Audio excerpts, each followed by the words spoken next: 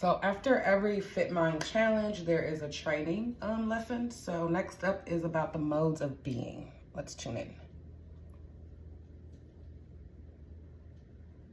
There's 3 different psychological states that we find ourselves in: mindless mode, doing mode, and being mode.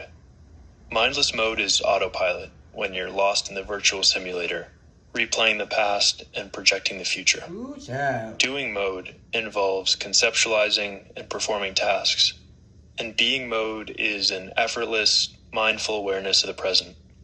We normally switch between all 3, but where do you spend the most time? Imagine that your aim in life is a giant arrow. If you zoom in on that arrow to take a look at the journey, you'd see many tinier arrows making it up, representing your life if you're always living for the future in doing mode. Right. But now if you're in a more meditative, present state of being mode, when we zoom in on the giant arrow, we'd see a bunch of tiny dots, moments of presence. In this mindset of being mode, you're no longer living each moment as a bridge to the next. You have a healthy relationship with the present, entirely focused and no longer waiting for the next thing to happen. Right. And all that matters is how you relate to this moment. Regardless of where your giant arrow is pointing, life is just a series of present moments strung together.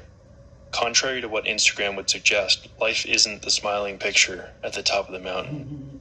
It's each step that got you there. That got you there. Life is waiting in line, journey to get there, filling up the gas tank, listening to a friend, and cleaning the dishes.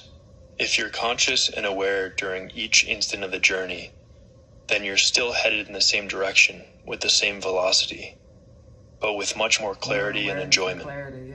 Being mode is counterintuitively more productive than doing mode.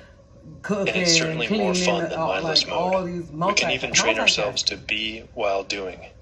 One of the greatest meditation teachers of our time, Thich Nhat Hanh, famously wrote, "If I am incapable of washing dishes joyfully, if I want to finish them quickly so I can go and have dessert and a cup of tea, I will be equally incapable of doing these things joyfully.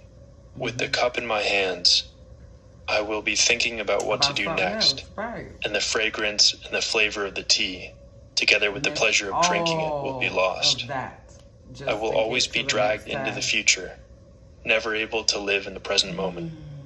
If you aren't in being mode while doing the dishes, then what about the next time there's a sunset, your kid's first goal, or a birthday celebration? You miss it. The mind can easily slip into doing mode, pulling out your cell phone to snap a photo, or mindless mode, thinking about your email.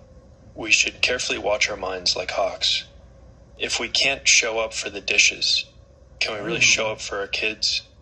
If it's all about the outcome, clean dishes, then what about the other 99% of our lives?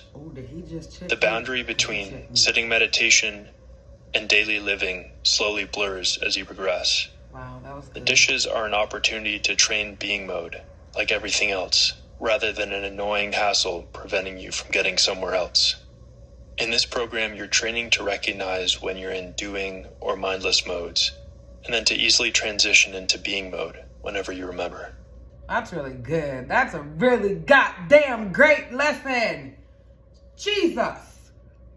Modes of being. If you can't spend 5 minutes without being distracted to do the dishes, then how are you really active and present with your kids or with your mate or your clients? Because you're always on the what's next. Marinate on it, because I'm going to marinate on it. I'm going to marinate on it. Lord. Be more present.